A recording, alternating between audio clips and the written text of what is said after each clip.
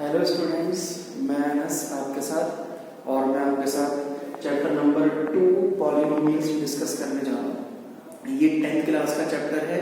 9th class में भी आपने चैप्टर नंबर 2 पॉलिनोमियल्स पढ़ा हुआ है एनसीईआरटी के अंदर, और ये चीज़ आपने 8th क्लास में भी पढ़ी हुई है। 8th क्लास में इसका नाम पॉलिनोमियल नहीं था और बहुत छोटा टॉपिक था, factorization. Chapter number 14 exercise 14.3 question number 5। ठीक है, देखिए पॉलिनोमियल्स जो आप 9th क्लास में पढ़कर आए थे, chapter number 2 exercise 2.4 page number 44 का क्वेश्चन नंबर 4, उसी को हमें यहाँ कंटिन्यू करना है और उसमें कुछ चीजें और ऐड हो जाएंगी।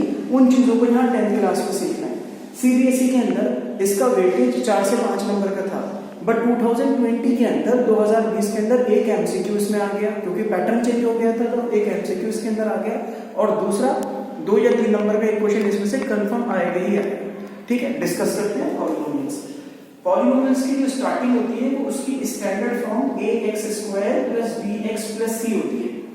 ठीक है, जैसे मैं यहाँ एक एग्जांपल लिखूं x² + 5x + c। ठीक है, हम इसको पॉलिनोमियल कब बोलते हैं? जब इस पूरे टर्म के अंदर सिर्फ एक ही वेरिएबल का यूज किया गया हो, यानी पूरे के अंदर या तो सिर्फ x लिखा हो, या फिर y लिखा हो, या फिर z लिखा हो। यहाँ सब में सिर्फ x लिखा है, तो ये पॉलिनोमियल इन वन वेरिएबल है। दूसरा, हम इसको बोलते हैं कि क्वाड्रेटिक है। क्वाड्रेटिक समझते हैं ना, कि वेरिएबल की सबसे बड़ी पावर 2 हो, वेरिएबल की मैक्सिमम पावर 2 हो। जब वेरिएबल की मैक्सिमम पावर 2 होगी तो ये क्वाड्रेटिक कहलाएगा। जब मैक्सिमम पावर 3 होगी तो ये क्यूबिक कहलाएगा। क्वाड्रेटिक और क्यूबिक दोनों हमारे सीबीएसई के अंदर है। हम स्टार्टिंग करेंगे यहां से। ठीक है, देखिए जब पॉलिनोमियल लिखा हो और क्वाड्रेटिक पॉलिनोमियल लिखा हो, पावर 2 वाला लिखा हो और 3 टर्म्स लिखी हो, तो आपको बीच वाले नंबर को ब्रेक करना होता है, बीच वाले नंबर को स्प्लिट करना होता है। हम कैसे लिखते हैं इसको? x² पहले नंबर को ऐसे ही प्लस बीच वाले नंबर के लिए ब्रैकेट लगा देंगे। ये जो मिडिल टर्म है इसके लिए ब्रैकेट लगेगा। ब्रैकेट में स्पेस हमें ज्यादा देना है। क्यों? क्योंकि इसकी जगह हमें यहाँ 2 नंबर्स लिखने हैं। +6 का +6 ऐसे ही जाएगा। ठीक है, उसके बाद हम क्या करते हैं कि ये जो मिडिल नंबर है ना 5x, इसकी जगह यहाँ पर हमें 2 नंबर लाने। तो ये चेक करना पड़ेगा कि वो 2 नंबर्स कौन से होंगे और उन 2 नंबर्स के बीच में यहाँ साइन कौन सा आएगा। ठीक है, पहले बात करते हैं साइन की। ये जो 2 नंबर्स बाहर लिखे हुए हैं ना, आपको इसका साइन देखना है। इस नंबर के साथ है प्लस, इस नंबर के साथ कौन सा है? प्लस नहीं, ये इसका साइन नहीं है, इसका साइन यहाँ होगा। साइन पहले होता है, इसका साइन है प्लस, इसका साइन है प्लस। प्लस की प्लस से मल्टीप्लाई हुई तो प्लस आ गया, प्लस की प्लस से मल्टीप्लाई हुई तो प्लस आ गया। उसके बाद अब यहाँ नंबर्स कौन से हैं? आपने जिनका साइन देखा था ना, उन्हीं के आपको नंबर्स भी देखने हैं। यहाँ नंबर है 6 और यहाँ नंबर है नथिंग बट 1। तो यहाँ 1 है, यहाँ 6 है। आपको 1 को 6 से मल्टीप्लाई कराना है। 1 को 6 से मल्टीप्लाई कराएंगे तो क्या आएगा? 6 आएगा ना। ठीक है, तो 1 को 6 से मल्टीप्लाई करके 6 आएगा। आपको यहाँ 2 नंबर इस तरह से लिखने हैं। इसको एक रिडल समझ लो भाई, इसको पहेली समझ लो, चुटकुला समझ लो। इतना टेंशन क्यों ले रहे हो भाई? अगर आप टेंशन मास्टर हो तो मैं भी मैथ्स मास्टर हूं, फिर टेंशन मत लो।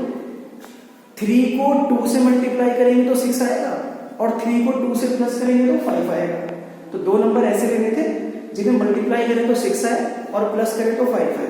तो 3 और 2 वो नंबर है। अभी आप इतनी जल्दी शुरू में सोच नहीं पाओगे, बट प्रैक्टिस करते रहोगे तो बहुत जल्दी क्लिक कर पाओगे। बड़ा नंबर पहले लिखना है 3x, x भी लगाएंगे क्योंकि मैं x लगा हुआ है। दूसरा नंबर यहाँ लिखना है 2x। उसके बाद ब्रैकेट को खोल देना है, x² प्लस के आगे ब्रैकेट खुलेगा तो सब ऐसे ही करेगा। ठीक है, अगर यहाँ माइनस होता ना तो अंदर का साइन चेंज होता। ठीक है, अभी हम इसको ऐसे उतारेंगे।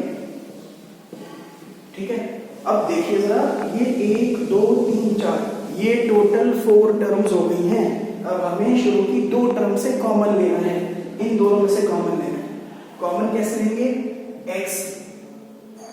x कॉमन, यहाँ क्या बचेगा? x + 3 अब कई बच्चे ना ये पहले से करके बैठे हैं, क्योंकि 14 चैप्टर में 8th क्लास में पढ़ा है, 9th में पढ़ा है, ठीक है। बट यहाँ पर मेरा मेथड अलग है, और मेरा मेथड ये अलग है, ये मेथड मैंने खुद बनाया है। और एक बेनिफिट इसका ये होने वाला है, इस मेथड का जो मैं करा रहा हूँ, जो रूट वाले क्वेश्चन होंगे ना, जैसे नंबर तो सिंपल सिंपल लिखे हुए हैं, रूट वाले जो क्वेश्चन होंगे वहां ये बहुत ज्यादा आपको हेल्प करेगा, ठीक है। देखिए हम कर क्या रहे हैं, ध्यान से देखना है। ये जो ब्रैकेट है इसी का कॉपी पेस्ट आगे कर दिया, ऐसे x+3, ठीक है। अब फिर क्या करना है, यहां कोई नंबर आएगा, कोई साइन आएगा, ठीक है। हम क्या करेंगे, इस लाइन का जो लास्ट नंबर है उसको उसके साइन के साथ लास्ट वाले नंबर को, ये लास्ट वाले नंबर को उसके साइन के साथ रफ में लिखेंगे +6 न्यूमरेटर में, अपॉन इस लाइन का जो लास्ट नंबर है ना +3, इसको रफ में लिखेंगे डिनोमिनेटर में ऐसे +3, दोनों को डिवाइड कर देंगे, ऊपर वाला नंबर ऊपर, नीचे वाला नंबर नीचे। ये ट्रिक है इसलिए, ठीक है। प्लस को प्लस से काटा, प्लस आया, 3 को 2 से 6, तो जो 2 बार ब्रैकेट आ रहे हैं ना उसे ऐसे एक बार लिखेंगे और x+2, ठीक है। यहां तक समझ आ गया होगा, ठीक है। अब ये चीज आपने 9th क्लास में पढ़ी थी, अब 10th क्लास के अंदर इसमें क्या चीज जुड़ने वाली है, मैं इरेज करता हूं, आप चाहो तो पॉज करके इसको कॉपी कर लेना, मैं इरेज करके आगे बताता हूं। क्वेश्चन 10th क्लास में ये होता है, फाइंड द जीरोस।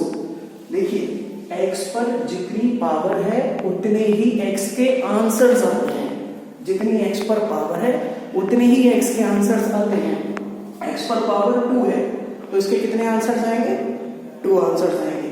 लेकिन पॉलिनोमियल चैप्टर में हम आंसर्स को जीरोस बोलते हैं, जीरोस। अब उन्होंने बोला फाइंड द जीरोस का मतलब वो आपसे कह रहे हैं इसके आंसर्स बताओ, ठीक है। अब आप भी, जब मैं जीरोस बोलूंगा ना तो आपको ये समझ लेना है कि मैं आंसर्स पूछ रहा हूं आपसे। इस पर पावर 2 है, इट मींस आपको इसके जीरोस बताने हैं, ठीक है। तो जितनी पावर है उतने ही जीरोस, कितने जीरोस आएंगे भाई, 2 ही तो आएंगे, ठीक है। मैं यहां से इरेज कर रहा हूं। हमें क्या करना है, जो लास्ट स्टेप था x+3 x+2, उसको 0 के इक्वल लिख देना है। 9th क्लास में यहां तक छोड़ दिया करते थे, 10th में इसको आगे सॉल्व करना है, x+3 x+2 को 0 के इक्वल। अब एक बार x+3 0 के इक्वल और एक बार x+2 0 के इक्वल, प्लस का 3 उधर शिफ्ट हो गया, -3 +2 इधर शिफ्ट हो गया, -2, ठीक है। क्लियर है यहाँ तक? तो कितने जीरोस आ गए आपके, 2 जीरोस आ गए। 10th में ना एक चीज और जुड़ जाएगी, वो क्या है, क्वेश्चन में एक तो ये पूछेंगे फाइंड द जीरोस, फिर दूसरा ये पूछेंगे verify the relationship between zeros and coefficients. अब आप कहेंगे ये क्या चीज है जीरोस एंड कोएफिशिएंट्स, जरा ध्यान से देखिए।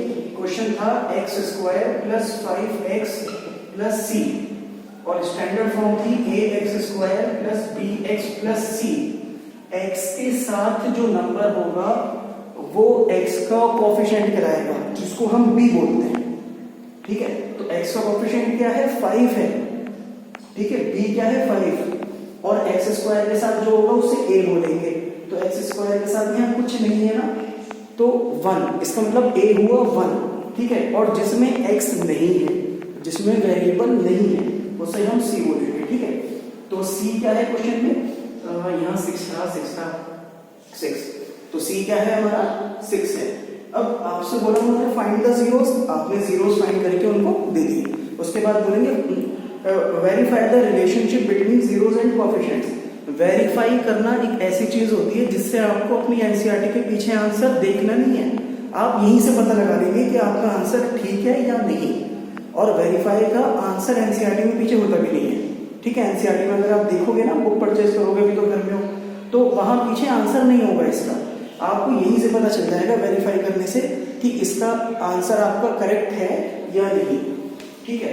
तो यहां से हमें पता चल गया कि हमारा a कितना है, a है equation two condition x² + 5x + 6, ax² + bx + c।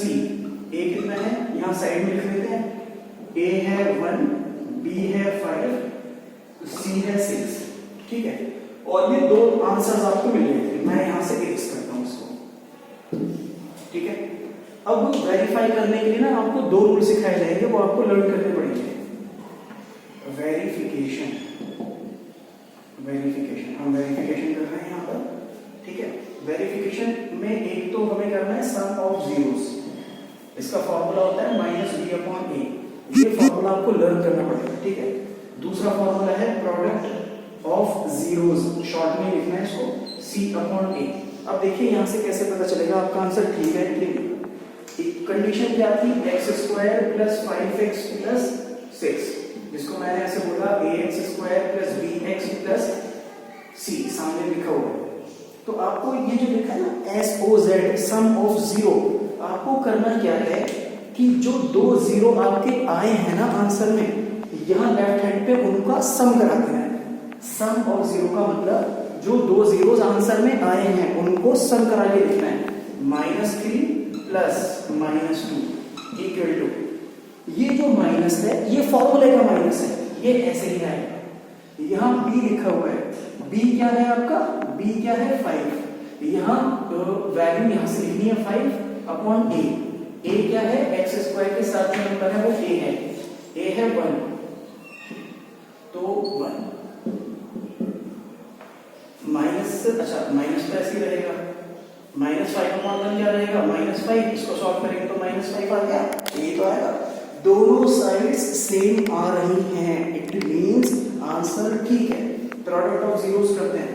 Product of zeros में क्या करना है, जो दो जीरोस आए हैं ना आंसर में उनका प्रोडक्ट -3 × -2 इक्वल टू c/a में क्या करना है, c कितना है 6, यहाँ आएगा 6/a, a कितना है 1, तो माइनस से माइनस कैंसिल, 3 × 6 इक्वल टू 6। अगर दोनों साइड्स इक्वल आ रही हैं तो आंसर बिल्कुल ठीक है। मैं एक बार फिर रिपीट कर देता हूँ, वेरिफिकेशन के दो रूल्स हैं, सम ऑफ द जीरोस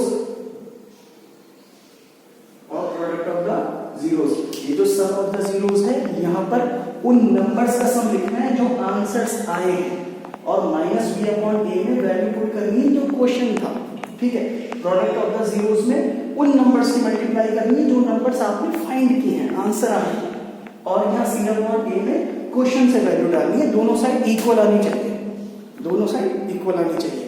ये है पॉलिनोमियल का स्टार्टिंग का इंट्रोडक्शन। एक्सरसाइज 2.2 का फर्स्ट क्वेश्चन बिल्कुल इस पर बेस्ड है, जो कि पेज नंबर 33 पर है, वो हम अभी डिस्कस करेंगे।